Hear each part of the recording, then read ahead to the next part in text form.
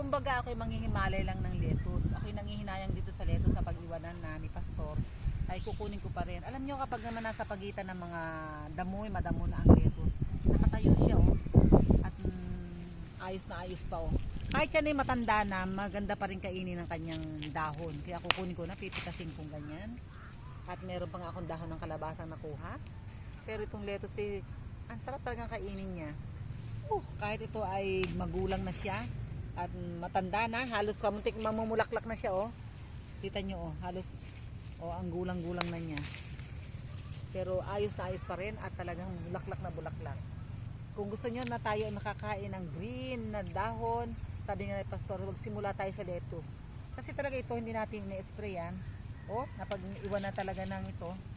Kahit ito ay ganito na, kung gusto nyo ay kumuha kayo dito sa aming lettuce na mga halaman, sa mga damuhan, dito namin tinatanim.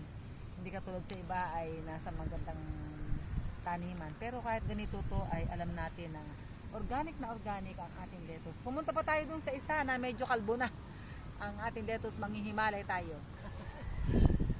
Okay, masaya sapagkat nakakahimalay pa ako ng lettuce ni Pastor sa pagitan ng mga kadamuhan. At lumipat na siya ng ibang garden doon sa may kabilang dulo at tayo mangunguhan ng lettuce na tinanggalan niya dati ng dahon. Kumbaga ito ay sisimutin na lang. Pero ito talaga hindi na babalikan.